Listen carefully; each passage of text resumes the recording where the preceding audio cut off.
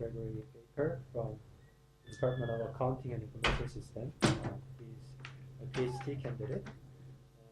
And his background in system supporting arts administration is from Jamaica. And his PhD topic is about end-user creativity. And today he's going to talk about creative use and exploratory investigation of end-user creativity. So please welcome Greg.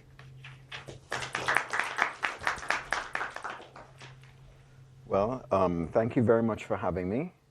I am really pleased to be here, and I look forward to getting your input on my project.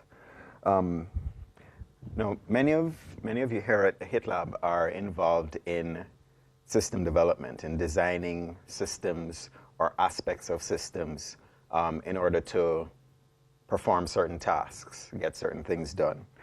And I can't say for sure what your outcomes are going to be. I can't say whether you're going to succeed or fail. I can't say whether your systems will be successful or not.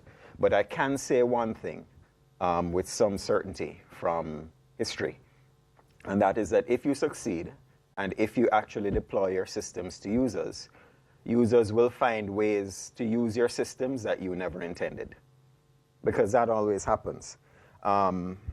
However, don't take that the wrong way, because it happens to everybody who designs systems.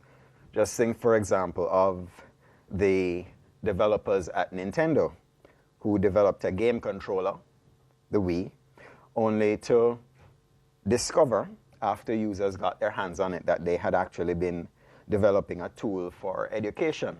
In this case, in the case on the slide, interactive music education.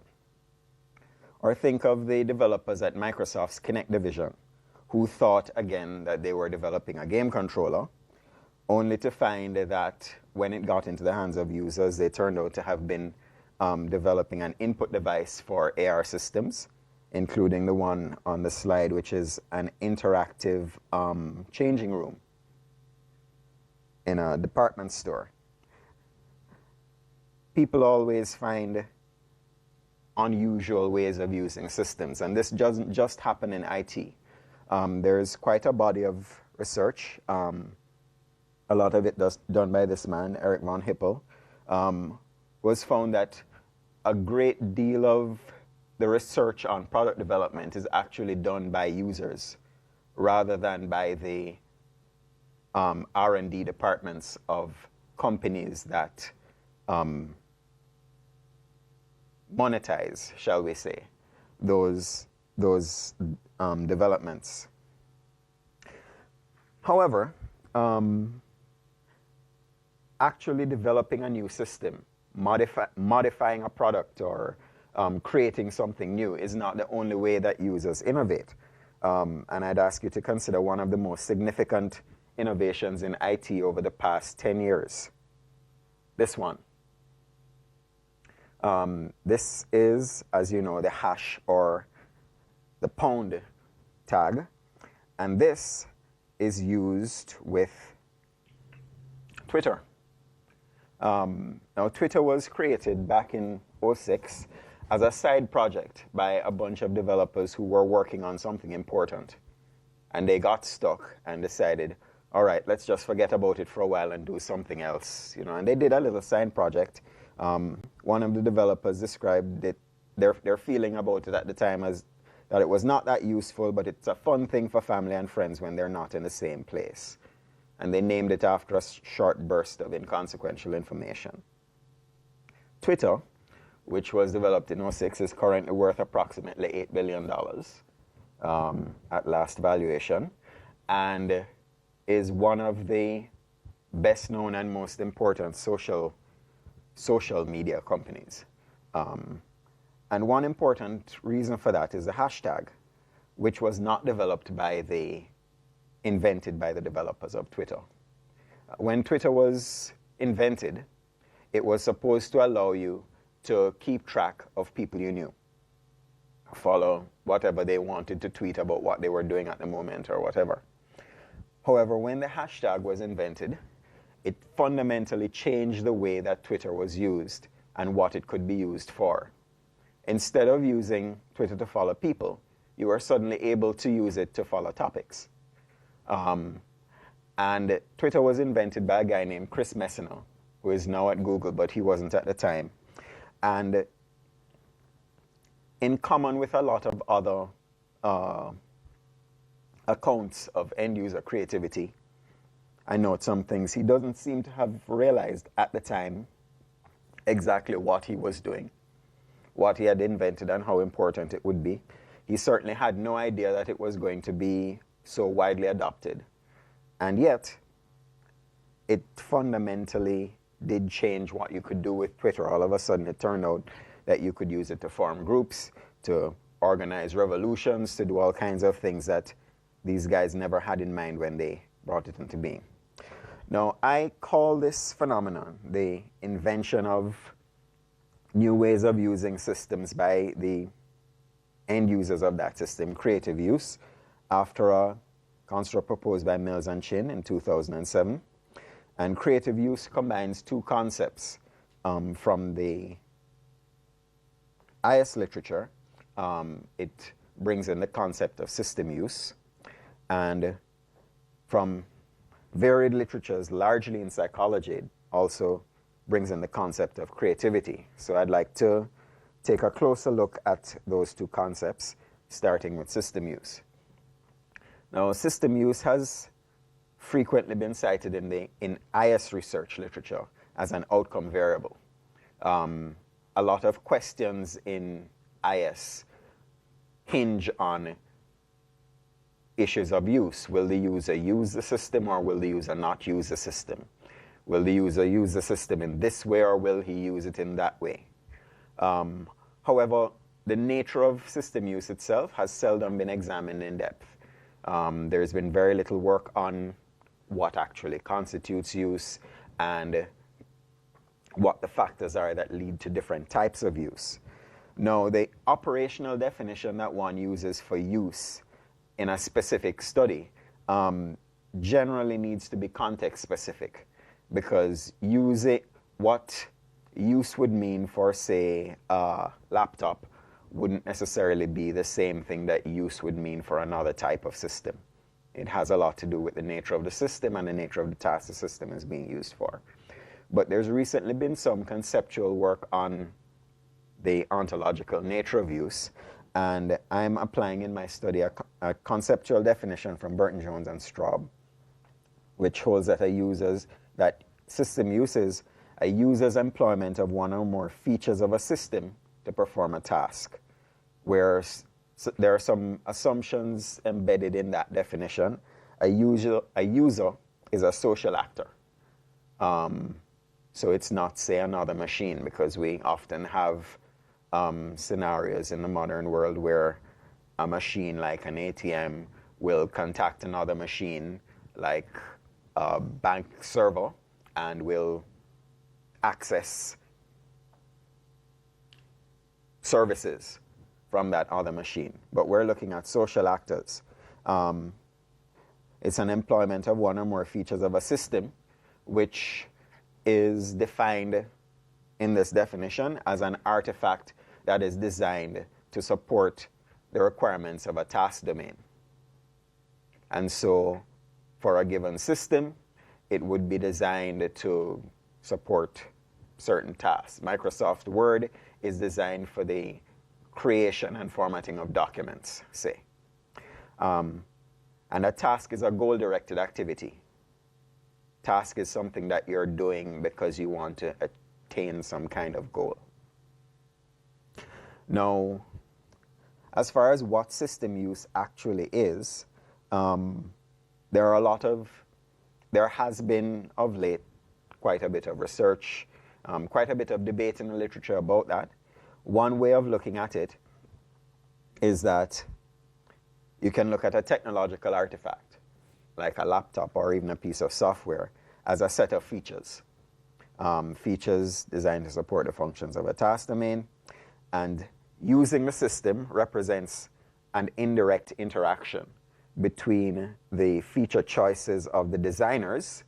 I will create my system and it will have these features so that it can perform these tasks, and the choices of users. I have this system, and I will use it and I will interact with the system in this way to perform this task. And during this interaction, features or methods of applying the features of a system which were not intended by the designers can emerge. And one of my favorite examples is, for example, I have here a laptop. Obviously, the designers of this laptop intended for it to be used for certain tasks, and it has certain features, but the laptop also has a flat surface. And so if a fly were to pitch on the table right here, I could use my laptop, bam, to swat the fly. Now, the designers possibly did not intend this feature of the laptop to be used in that way. In fact, they may not have even realized that they were creating a perfect fly swatting surface when they made the laptop like this.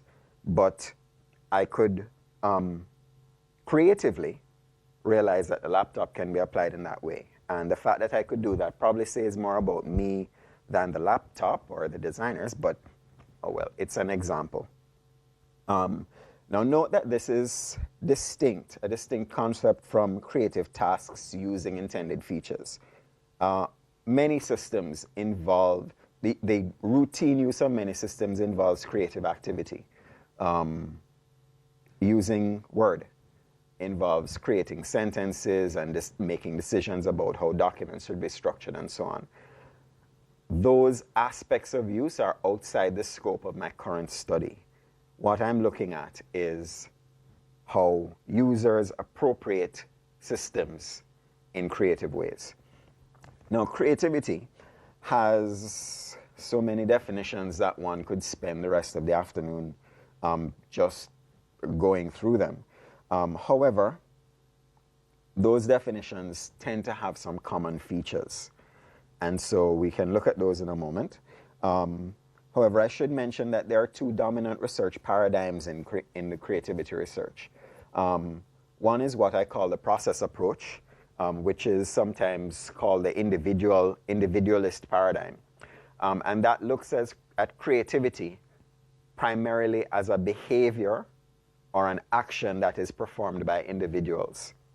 And so under that approach, a lot of research, a lot of the concepts of interest have to do with the cognitive processes that happen in the mind in order for a creative idea to be output. In some cases, the operational definition of creativity that is applied in studies that take that approach posits that creativity ends when someone has had a creative idea.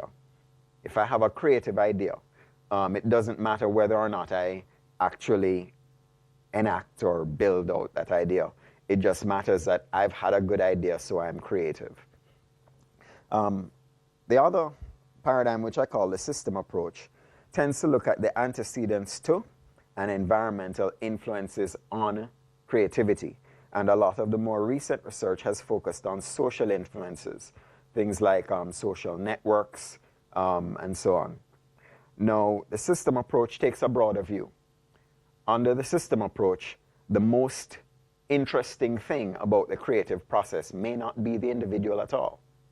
It may be that what really matters when you're looking at creativity may have something to do with the individual, but it may also have something to do with the environment in which the individual works. And it may also have something to do with the domain in which the individual is being creative. And there's some interesting research that actually provides quite a bit of evidentiary support for that view. It's been discovered many times that what the sociologist Robert Merton called multiples, the same idea being developed by several scientists at the same time in different parts of the world, are quite common. In fact, he compared what he called singletons, ideas that were had by just one scientist at one time, with multiples, And he developed a hypothesis that all scientific discoveries are, in fact, multiples, even the ones that appear to be singletons. And that might sound ridiculous, but surprisingly enough, if you take a good look at his evidence, it actually makes sense. The fact of the matter is that no matter what domain you're working in, and he was talking about scientific discovery, but there's a lot of evidence that this principle applies more broadly. No matter what domain you're working in, there are bound to be a number of people working on the problem that you happen to be working on as well. And usually what happens is that the first person who cracks the problem, or the first person who cracks the problem and achieves wide publicity for their discovery, generally tends to have a kind of narrative form around them. The story becomes, Paul Cragg sat in his attic for 10 years, working on this discovery, and voila, he suddenly, made this amazing invention. In fact, what's more likely to have happened is that Paul Cragg was part of a community of researchers, all working on a problem, sharing information, pursuing their own lines of inquiry, and perhaps even someone else came up with the solution before Paul did. But Paul, because he had a certain level of stature in the field, and because he published first, became acknowledged as the inventor. And the names and the work of the other people who were involved sort of drifted away. That happens quite often. Now, this system approach subsumes the process approach.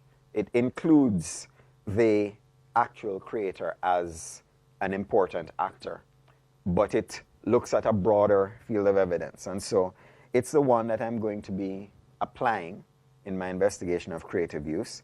And most definitions, particularly in the system approach, share these three characteristics. First of all, they require that something creative be new. And we'll talk about what new means in a little more depth. They also require that it be appropriate. And appropriateness has a sort of technical term in the creativity literature that means a little more than appropriateness in common language. It also means that it should meet some kind of threshold for quality. All of us do things that are trivially new every day. However, not all of those things are creative. Things that are creative need to have a little something extra. And finally, product. The creativity is recognized by the quality, by the novelty and appropriateness of its output. In other words, it's not enough for me to just have the idea. I have to have the idea and then implement it. And then when my implementation of it shows the qualities of a creative product, that proves that my idea was actually creative. Now, there are two senses in which one can be creative. One can be what Bowden called P-creative, psychological creative, which means that you have an idea that's new to the individual. And one can be H-creative. You have an idea that no one has ever had before. In practice, it's almost impossible to prove that something is H-creative. There is always a possibility that the idea was had before and that it just wasn't recorded. And also because I'm interested in creative use itself, it doesn't matter to me whether a particular user had a creative idea that was also had by another unconnected user somewhere else. What I'm interested in is how did this user have this idea? And so I'm going to be focusing on P-creativity. Now, there are multiple models of the actual process that is involved in creativity. And although we won't get into the individual models, what basic assumptions you make about the nature of creativity influence choices about how to measure it. And this goes back to what is known in the creativity literature as the criterion problem. How do you know that something is actually creative? And you have to be able to tell that something is creative before you can study it as an example of creativity. Now, most contemporary methods of measurement are grounded in a consensual definition. And there are many different specific implementations of this principle. But generally speaking, consensual definitions hold that a product is creative if it is rated so by appropriate observers. And research has shown that appropriate observers do not need to be experts, but they need to be familiar with the rules of the domain in which a creative act took place, and familiar with the norms. And there have been a number of ways of assessing creativity. Almost all of them, I would hold, are based on consensual definitions. Consensual either in terms of external raters or consensual in terms of being based on instruments that have been peer-reviewed and that a number of experts in the domain have agreed measure some type of creativity. Now, creative use itself was first proposed, as I said, by Mills and Chin. And operationally for this study, it's going to be defined as a user employing the features of a system in a novel way to perform a task, where such application of the system is judged creative by appropriate observers. It draws on definitions of system use from Straub and on definitions of system use and definitions of creativity. I've listed some of the key definitions here, but really the definitions I'm working with are a synthesis of ideas from a number of different studies. And I'll explore creative use using what Policastro and Gardner call the phenomenon approach. They propose that there are two ways of exploring creativity. One is what they call the cumulative approach, which is where you find existing work in the domain and build on it, and the phenomenon approach, which is where you find an existing creative idea and work backward from that, figure out how it came into being. I'll be using the second. Now, these are the research questions that I'm going to be exploring. What is creative use? What is it? Is it an event? Is it something that happens like, aha, I'll use my laptop as a fly swatter? Or is it something that happens over time as a process? I'm being bothered by that fly and I don't have anything to swat it with. Maybe if I use... I'm also looking at why does creative use occur? What triggers instances of creative use?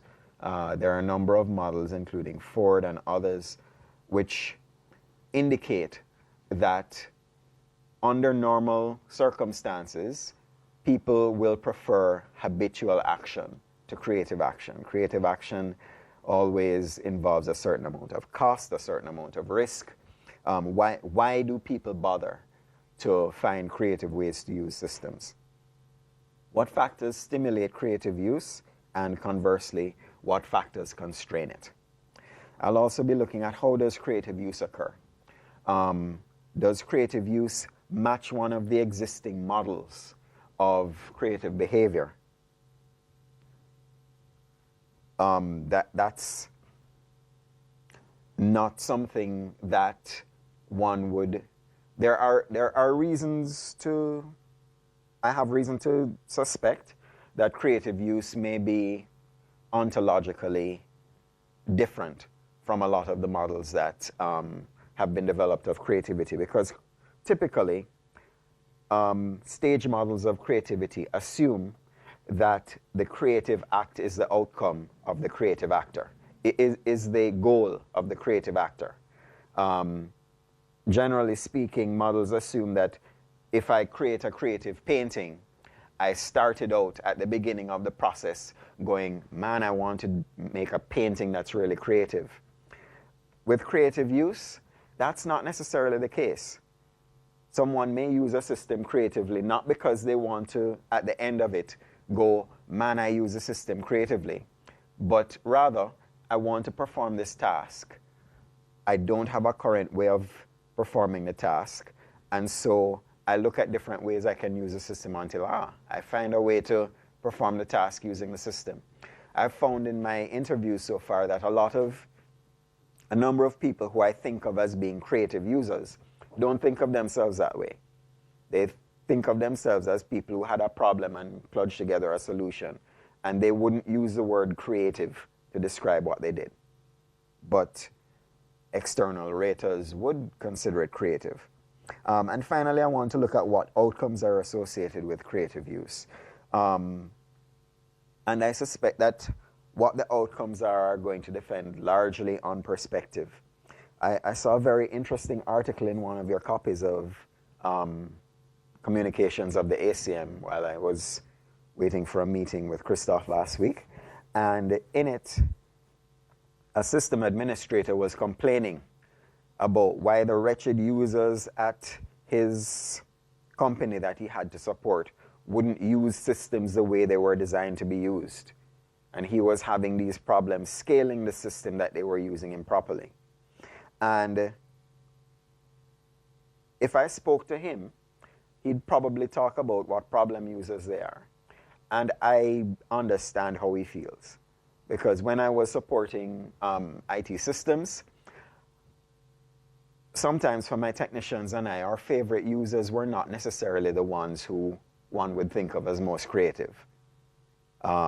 Because they were the problem users. They were the ones who gave us extra work. And yet, if you are interested in the outcome of the task, you might take a completely different view. And in fact, interestingly, in one of my cases, I've already seen that where the IT manager spoke with some annoyance about these people who won't use the right tools to do the job. But when I speak to the people who are using the tools, they have very strong reasons why they prefer to use the method, the kludge method that they're using rather than this tool. Yes, so-and-so showed it to me, but this one doesn't do what we need to do as well as so on. And so what are the outcomes? How can we understand that? Now, the research method that I'm going to apply is an embedded multiple case design, as described by Yin. And I'm going to be using replication logic to treat each case as a natural experiment. Of course, it's often thought that lab experiments offer a much stronger basis for theory building because they're able to isolate particular factors and measure them with great precision. However, their strength has also been proposed as a weakness because lab experiments isolate factors by creating an artificial environment. How can you know that what you observe in your experiment actually applies in the real world? And so I have, after looking at a number of designs, decided to look at cases of creative use in the real world and see what I can find out about what actually happens. So I'll be looking at them in the context in which they occur. In each case, the creativity of the case will be established by using raters, appropriate observers, people who are familiar with the domain in which the creative thing is done, and who can rate each idea as creative, not creative, or highly creative. For data collection, I'll be using the critical decision method. It's a procedural instrument that was developed by Klein et al. It's used for decision analysis. It's been used for decision analysis, expert system evaluation, and to develop knowledge corpuses for expert systems, that sort of thing. And it blends some advantages of structured and unstructured interview protocols. I am currently performing interviews in firms. The CDM interviews are done with the primary actors who were involved in the creative use incident, and data collected using that is supplemented with unstructured interviews from other actors within the firm, within the work group, who can add some understanding of context.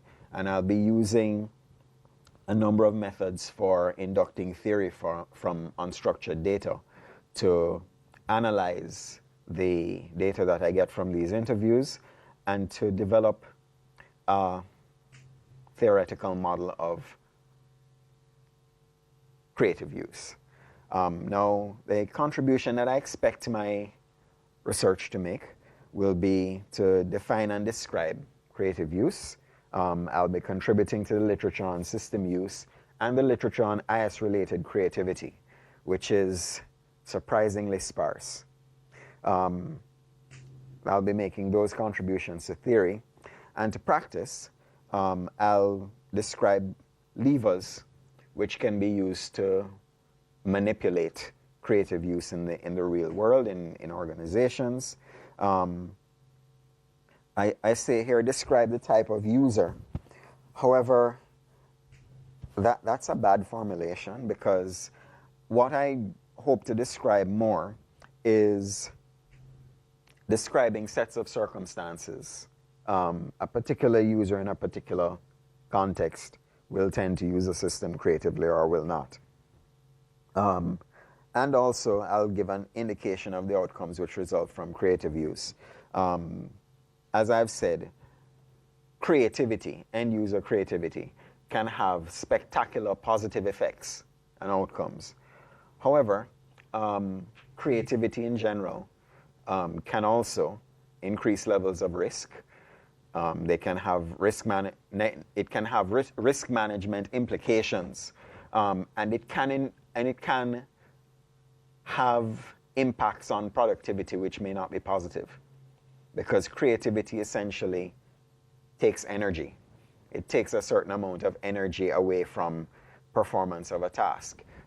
Not all users would necessarily benefit from taking a creative approach to the use of their system. And so that's basically what I hope to achieve through my research.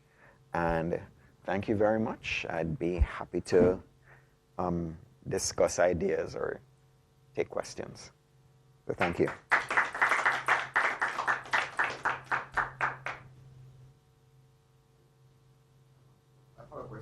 I was thinking in the slide number 3, where you describe,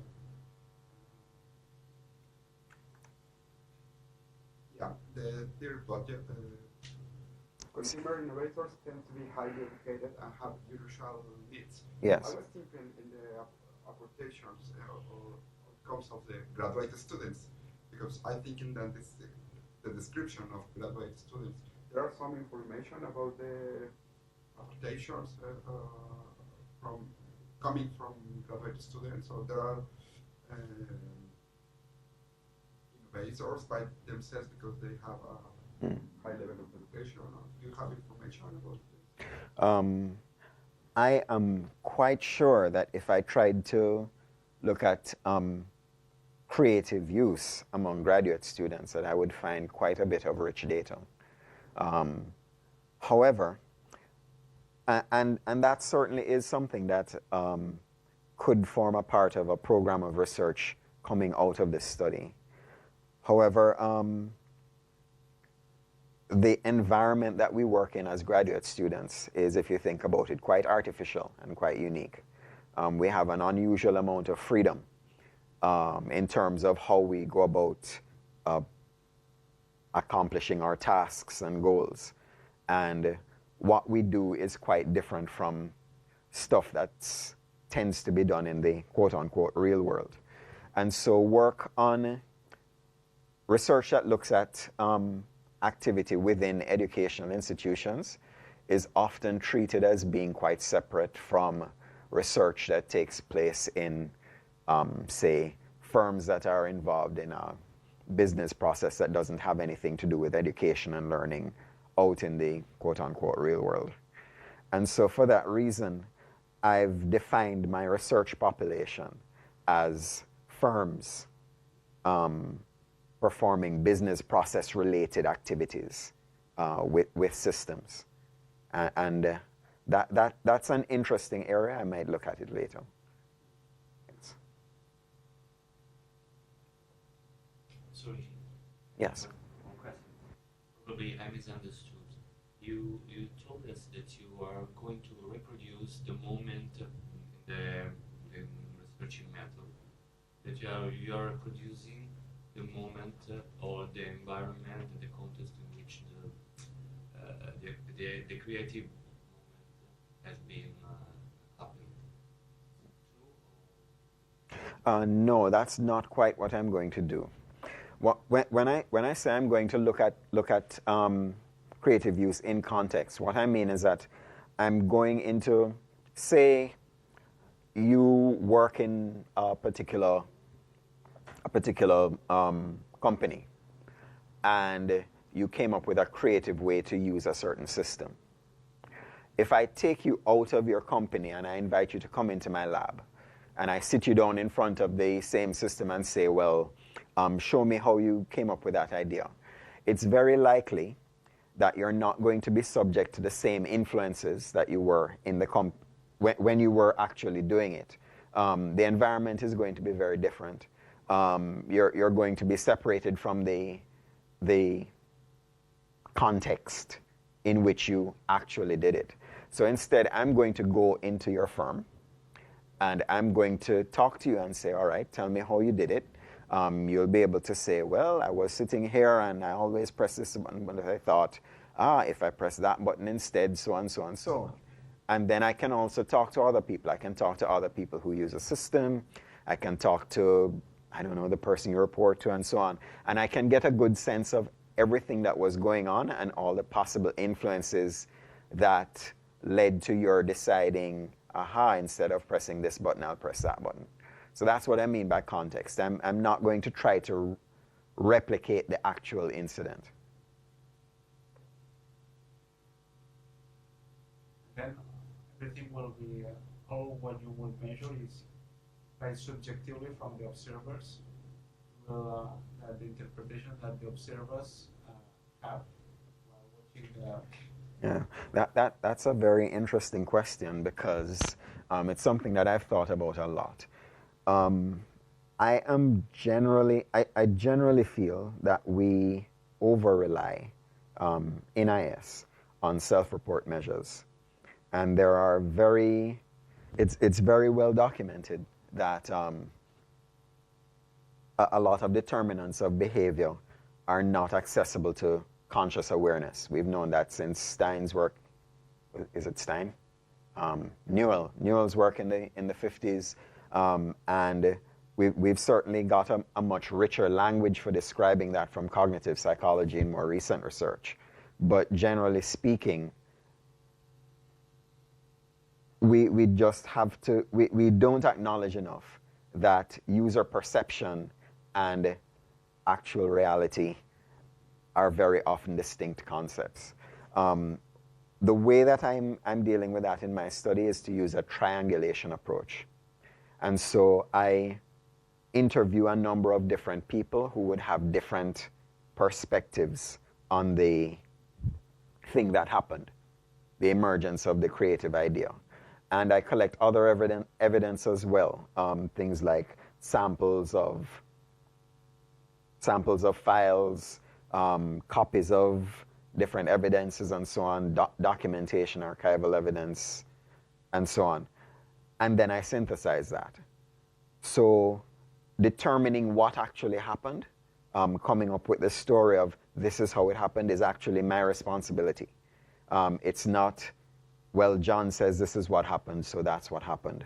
It's essentially, I take John's story, Mary's story, Tom's story, and then I look at all the evidence, analyze it, and say, this is what actually happened.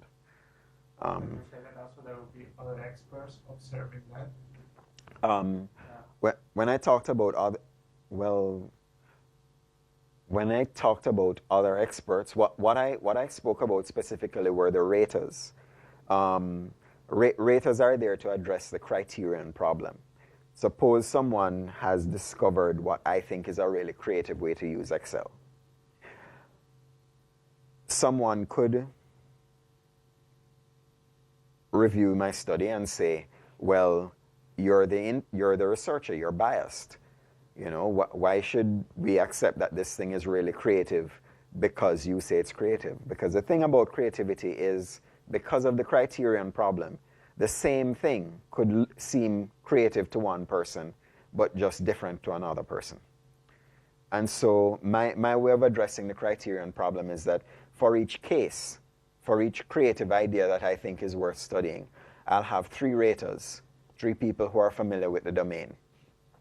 By definition, the idea is creative if 2 of those raters agree. So two raters who are familiar with the domain and were not involved in the creative act or the creative action have to independently confirm, yes, I think this is creative. And if so, then by definition, for the purposes of this study, it is a creative use incident, and it's a potential incident for me to study. But necessarily, if it's creative or not, it's like binary or like. No, my ratings are creative, not creative, and highly creative. So